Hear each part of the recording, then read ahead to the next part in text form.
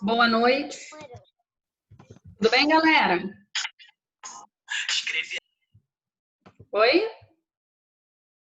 Bom, quem não quiser falar comigo, não tem problema, bota esse negócio no mudo aí e vamos dar continuidade à nossa aula. Espero que tenham ido bem de semana acadêmica todos. Reta final, né? Então, vamos lá, tamo junto.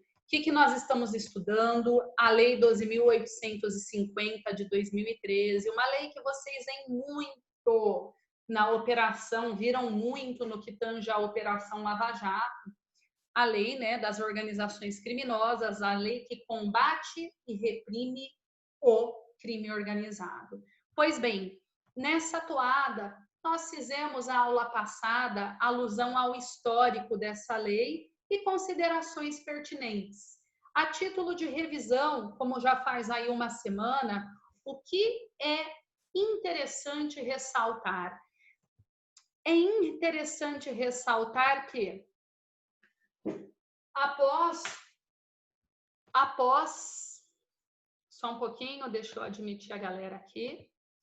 Após um longo período em que não houve tipificação legal do que seria, do que consiste o crime organizado, houve então pela primeira vez a sua definição legal na Lei 12.694 de 2012. 12.694 de 2012. Só que vejam, da mesma forma, eu já ensinei para vocês isso. O que eu falei sempre para vocês? Que o tipo penal se diferencia de outros ilícitos porque ele comina a pena, certo? A cominação de pena é condição sine qua non para a tipificação do delito. Não existe crime sem prévia tipificação legal, nem sem pena anteriormente cominada. Então, vejam, interessante faz-se aqui hoje a gente fazer alusão que a Lei 12.694, ela definiu o que era crime organizado, todavia, ela não cominou a pena, então ela não trouxe como crime. Existe a definição legal, mas não foi tipificação. Olha que interessante, foi uma mera previsão legal, mas não tipificação de delito. Por quê? Porque não havia pena. Pois bem, feito essa consideração, a questão restou resolvida na sequência. Por quê? Porque essa lei 12.694, é só revisão, viu, galera? Só revisão. Mas essa lei, ela se destaca porque ela não foi uma lei que trouxe as condutas tipificadas. Ela meramente fez alusão aos procedimentos, a algumas peculiaridades quanto ao procedimento. Então, assim, efetivamente existe, vocês têm que ler a 12.694? Com certeza, mas para minha matéria aqui, qual é? Direito Penal 5, legislação extravagante. Partindo do pressuposto que vocês, meus amigos, ainda não tiveram processo penal em grade curricular, eu não posso cobrar nada mais do que isso da 12.694. Por quê? Porque eu não tenho como ensinar procedimento para quem ainda não viu o processo penal. Tudo bem? Então, vamos na sequência, em 2013, veio finalmente a lei que tipificou crime organizado, tá bom? Lei 12.850 de 2013. Fazendo novamente uma revisão rápida. Vejam, essa lei, ela conceituou organização criminosa, tipificou, trouxe um outro tipo penal e apresentou efeitos da condenação um tanto quanto distintos da regra estabelecida no Código Penal. Pois bem, vamos lá? Conceituou organização, tipificou, eu vou corrigir até a minha estrutura, conceitua e tipifica organização criminosa. Aqui ficou perfeito. Conceitua e tipifica, traz um tipo penal específico e apresenta, além de efeitos da condenação, eu também vou ser um pouco mais, como que eu posso falar? Um pouquinho mais criteriosa. Trouxe causas de aumento, muito legal vocês saberem, causas de aumento, e apresenta, eita gato melo, vamos lá, efeitos da condenação. Pois bem, vamos lá. Então aqui nós temos o capítulo 1. Este é o capítulo, olhem comigo, no quadro que não é quadro, né? Vamos lá, no quadro digital, gente. Este aqui é o que diz respeito ao direito penal. Isto aqui é o que interessa para mim, de vocês. É o capítulo 1. Por quê? Porque é ele que faz alusão ao direito penal. Vamos lá, gente. Quando eu era juvenil, quando eu comecei a dar aula de legislação extravagante, eu queria ensinar para a galera sobre o capítulo 2, disposição sobre investigação, meios de obtenção de prova e etc. Saibam, do capítulo 2, o que interessa para nós é só aqui, ó. Só aqui. Esta parte que está em itálico, porque é ela que faz alusão ao direito penal. Como assim, professora? Meios sobre investigação não é importante? Pelo contrário, é extremamente importante. Vejam, a organização criminosa, ela demanda de meios de prova específicos e meios de obtenção de prova específicos. Olhem que interessante. Eu até costumo dizer que para aqueles leigos, né, que fala, nossa, Sérgio Moro inovou o Brasil, o Sérgio Moro fez isso, Sérgio Moro fez aquilo. Vejam que interessante. Na verdade, um gênio, sim, sem dúvida. Mas vejam, efetivamente, ele tinha ciência de que a organização criminosa demanda meios de investigação e meios de obtenção de provas específicos. Exemplo, esta aqui é a lei que traz o agente infiltrado, esta lei aqui traz sigilos, esta lei aqui traz delação premiada. Então, vejam, na verdade, para reprimir e coibir o crime organizado, desde 2013, nós tivemos artefatos procedimentais, processo, procedimento distinto, até então inexistente. Por isso eu falo, às vezes você é o cara certo, que está no lugar certo, com conhecimento técnico certo.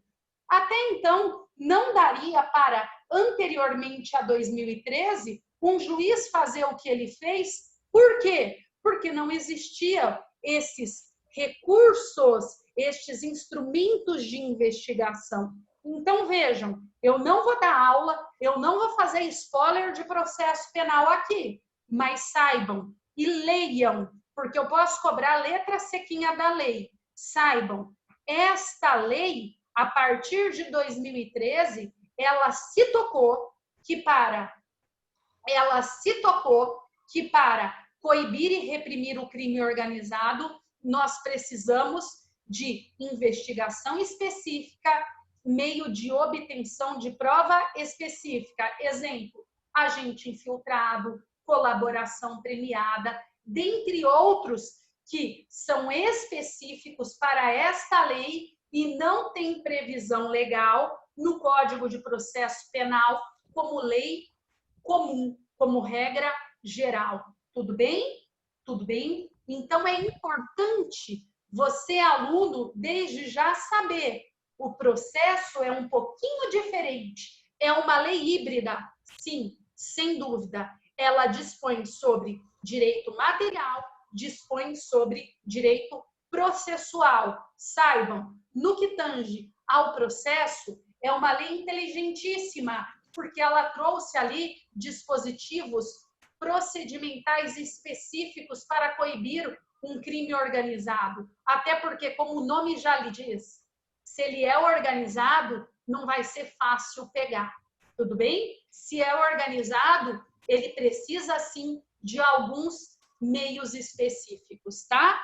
E outra coisa que Sérgio Moro trouxe muito bem, e aí não está na lei, mas eu quero que vocês saibam que eu tiro o meu chapéu, é que para coibir o crime organizado e reprimir, nós precisamos do quê? Seguir o rastro do dinheiro. Isso o cara veio. Agora, a título de curiosidade, ô professora, mas então, como que o cara foi tão bom? Sabe por quê, gente?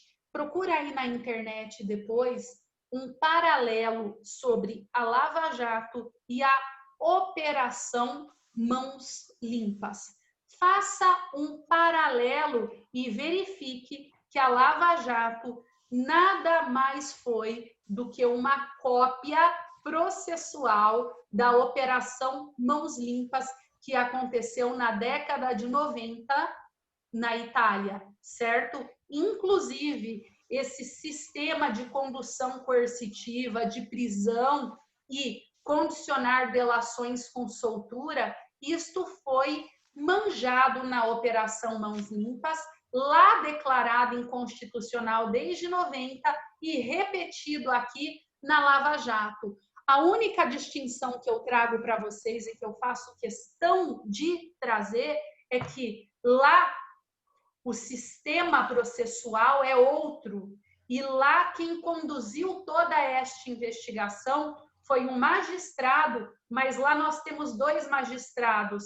Lá existe o magistrado da investigação e do processo acusador, que é o promotor, e o magistrado. Lá quem fez tudo isso era uma espécie de promotor.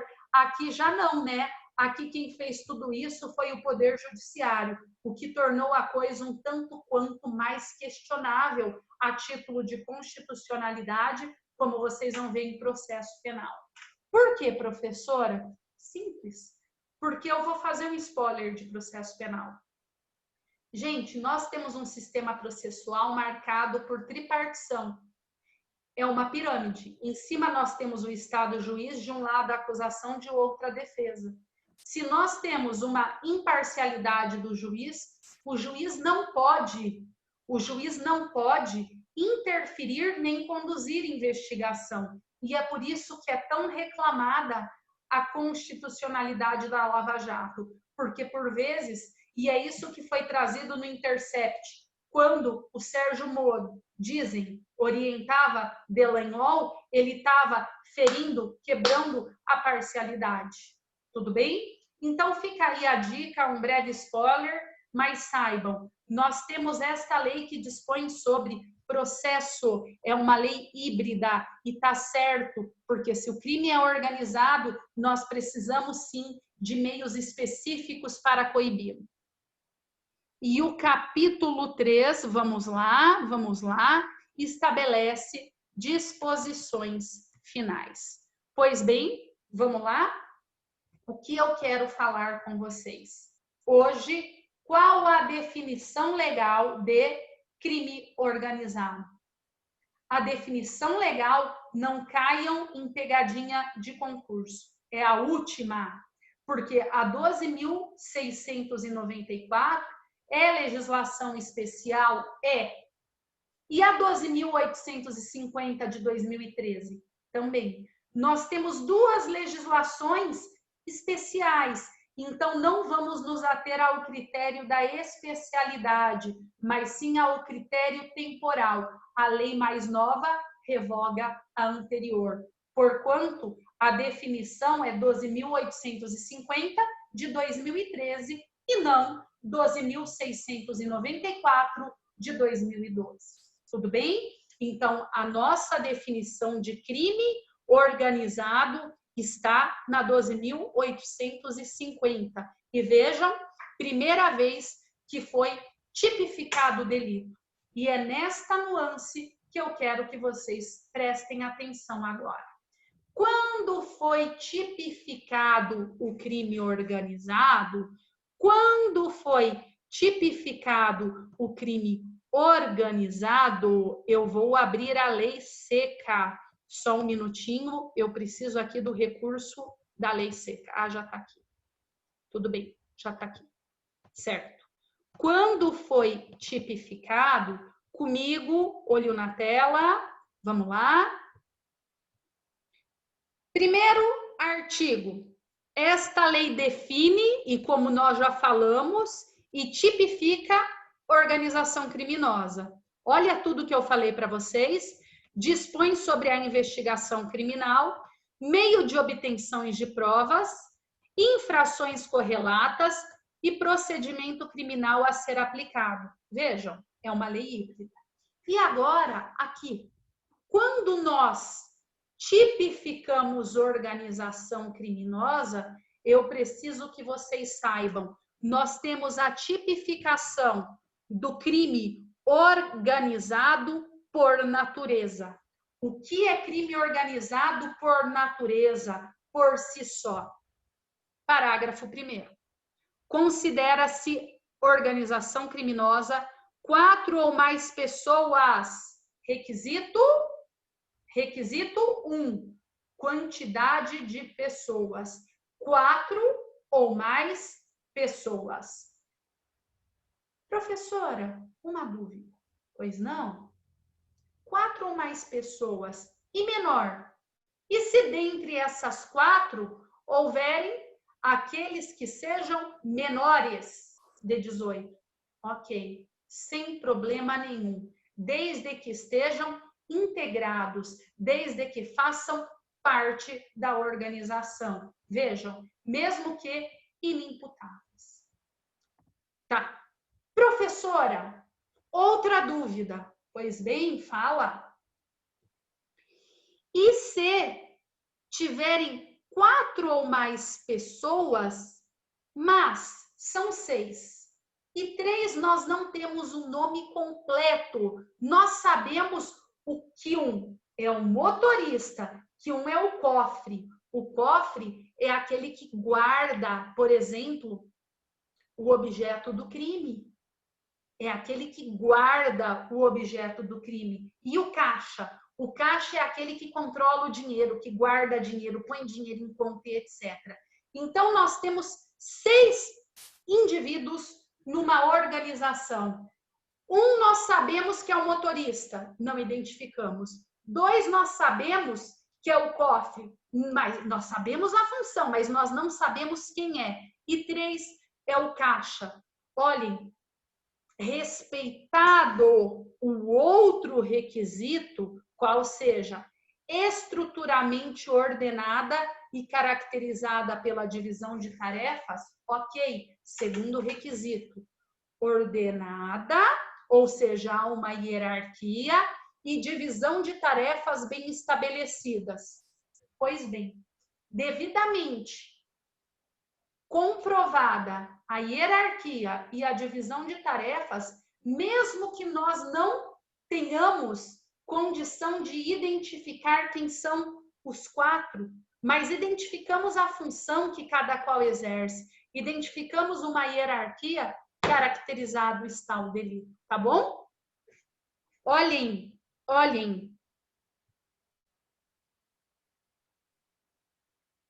Mediante a prática de infrações penais. O que isto quer dizer? Ou seja, essas 4 ou mais pessoas, elas se unem, elas têm o objetivo de obter, direta ou indiretamente, vantagem de qualquer natureza. Aqui, cuidado. Aqui, gente, com o objetivo de obter, direta ou indiretamente, vantagem de qualquer natureza. asteriscos. Ou como diria meus alunos, bota um asterístico, professora. Por quê? Porque aqui nós não estamos falando de requisito objetivo. Aqui nós estamos falando de elemento subjetivo. Não basta o dolo de se unir, de se associarem 4 ou mais pessoas. Aqui, o que está em azul na tela é o elemento subjetivo, que é o elemento subjetivo do injusto, é o dolo específico. Aqui tem que estar unido para quê? Com um dolo específico. Obter, direta ou indiretamente, vantagem de qualquer natureza, mediante prática de infrações penais superiores a 4 anos ou de caráter transnacional. Então, vamos lá? Vamos lá? O que eu quero falar com vocês? Simples. Esta parte é a primeira parte. Organização criminosa por natureza. Vamos lá? Estou fazendo com vocês desde já a decomposição analítica. Falamos que é associação de 4 ou mais pessoas, requisito 1. Estruturalmente ordenada e caracterizada pela divisão de tarefas, requisito objetivo 2. Para infrações penais com penas superiores a 4 anos ou de caráter transnacional. E o dolo específico, elemento subjetivo, vantagem de qualquer natureza. Pois bem, professora, e aí? E aí? Olhem que interessante. A primeira parte é infração penal com pena superior a 4 anos. Opa! Pena máxima superior a 4 anos. Ou seja, se for pena inferior a 4 anos, pode até combinar outro delito, mas não este. Sabe por que eu trago esse exemplo? Porque demorou tempo para eu perceber que qual é uma infração penal que movimenta o Brasil, gente. Vamos lá. Uma infração penal que movimenta o Brasil. Vamos lá. Se acha em quase toda esquina no Brasil. Vamos ver se alguém está ligado. Eu nunca joguei. É o jogo do bicho. Gente, o jogo do bicho é uma contravenção penal. Há toda uma organização no jogo do bicho. Mas vejam, não tipifica crime organizado. Por quê? Porque é uma infração penal que nem é crime, é contravenção penal, é crime ou não. E a pena não ultrapassa, não suplanta 4 anos. Porquanto, vejam, por mais que haja 4 ou mais pessoas com divisão de tarefas e ordenados, ou seja, tem um monte, cada qual faz uma coisa, nós temos o bicheiro-chefe, o MOR, mas não caracteriza. Por quê? Porque a pena não é suficiente. Tudo bem? A pena não é suficiente. Outro. Nós temos aqui também a questão do crime transnacional. Olhem, é uma segunda opção. Independente da pena, o crime transnacional é aquele que suplanta as barreiras do Estado, suplanta e geram consequências às barreiras do Estado. Exemplo, para vocês se tocarem. Já dei na aula passada e vou dar nessa. Quem assistiu aqui aquele seriado do Pablo Escobar? Quem assistiu aqui? Ninguém? Eu? Assistiu, né? Narcos, não é esse? Narcos. É. Gente, quando é a Colômbia, não é? É. Sim. Quando a Colômbia, me deu branco entre Colômbia e Venezuela, mas Venezuela é o lugar dos guerrilheiros, eu estava confundindo, perdoe. Quando a Colômbia começa a vender a droga para Miami, nos Estados Unidos, está claro ali o caráter transnacional, que o crime ultrapassa as fronteiras, tudo bem? Então, vejam, o crime organizado por natureza, nós temos, então, estes requisitos, quais sejam associar 4 ou mais pessoas, de maneira organizada e com divisão de tarefas, para praticar 1. Infrações penais com prática superior, 4 anos. 2. Com pena, né, superior a 4 anos. Infrações penais com pena superior a 4 anos. 2. Infrações de caráter transnacional. Tá aí, crime organizado por natureza. Agora, cuidado. E aqui eu quero um cuidado de vocês. O cuidado que eu quero de vocês é simplório comigo, gente, prestem atenção. Obter vantagem de qualquer natureza. Porque esta vantagem pode ser direta ou indireta. Veja, você não vai ganhar 100 mil, mas você vai ganhar no futuro um contrato com a administração pública. Você vai entrar pela porta dos fundos. Você não vai entrar pela porta da frente. Para entrar pela porta da frente, você entra pela licitação. Mas você vai entrar com uma dispensa ilegal de licitação. Você vai entrar pelas portas do fundo. Veja, você vai prestar um serviço? Vai. Você vai prestar um serviço. Ai, mas eu não cobrei nada a mais. Não tem problema. Mas você obteve uma vantagem, mesmo que indireta. Ai, mas eu fiz mais barato que o preço do mercado. Tudo bem, mas você obteve uma vantagem. E aqui eu quero que vocês saibam, meus amigos, a lei foi categórica. Ela trouxe ali vantagem de qualquer natureza. Ou seja, obviamente que nós temos um grau como que chama? De psicopatas e sociopatas reduzidos, né?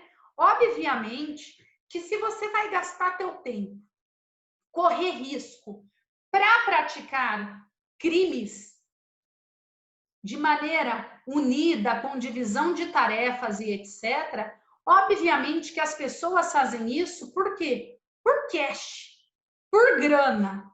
Só que vejam, e se for para uma outra vantagem? Olhem, a praxe é que seja por vantagem econômica, financeira, mas vejam, nada impede que seja para qualquer outra vantagem, porque a lei trouxe vantagem de qualquer natureza. E se não for por dinheiro, mas é uma outra vantagem, tudo bem, ok, tá certo? Tá certo? Então eu quero que vocês tenham em mente, a praxe é a vantagem de natureza, dinheiro, econômica, mas a lei deixou claro que o elemento subjetivo pode ser por qualquer outra vantagem, tá bom? Então, artigo 1º, parágrafo 1º, sendo bem didática aqui, trouxe para nós a tipificação do crime organizado, o qual a doutrina denominou de crime organizado por natureza, fazendo alusão a infrações penais com penas superiores a 4 anos e infrações penais de caráter transnacional, certo? Agora, professora, Outra dúvida, ainda fazendo alusão à decomposição analítica. Vamos comigo. Bem jurídico tutelado. Vejam, esse caso é bem interessante. O bem jurídico tutelado, ele aduz a paz pública. Porque toda vez que pessoas se unem para praticar desenfreadamente infrações penais, obviamente que a paz pública, ela resta-se maculada, violada ou em perigo.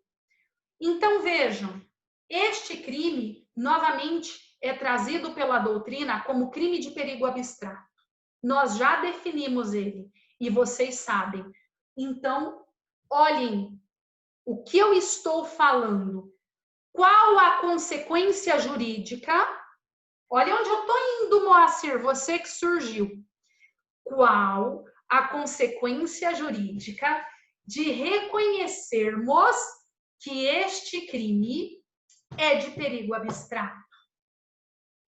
A consequência é que, independente se as infrações penais vierem ocorrer com pena superior a 4 anos, independente se as infrações penais de caráter transnacional vierem a ocorrer, bastando a associação das pessoas no intuito de assim agir, está caracterizado a organização criminosa. Mesmo que não tenha dado tempo, a polícia foi topíssima, não deu tempo de praticar uma infração penal. Mesmo assim, considerando como bem jurídico tutelado a paz pública, basta a reunião de 4 ou mais pessoas, cumpridos os requisitos, na vontade, no dolo deliberado de praticar crimes, está consumado o delito. Tudo bem? Tudo bem? Outra coisa, este crime pode ser praticado por qualquer pessoa. Nesta modalidade é crime comum e o sujeito passivo é a coletividade. Assim sendo, trouxemos as considerações pertinentes do artigo 1º, parágrafo 1º, o qual fala do crime organizado, em que a doutrina chama por natureza. Pois bem, feitas estas considerações, eu quero falar com vocês do outro. Vamos lá? Agora eu quero falar com vocês do crime organizado por extensão. Crime organizado por extensão. Cadê a minha lei seca? Perdi. Bom, gente, até eu me organizar aqui também, né? Eu vou pedir para vocês, já a gente volta, eu vou sair e volto, tá bom? 1 minutinho para a gente já ir melhorando aqui.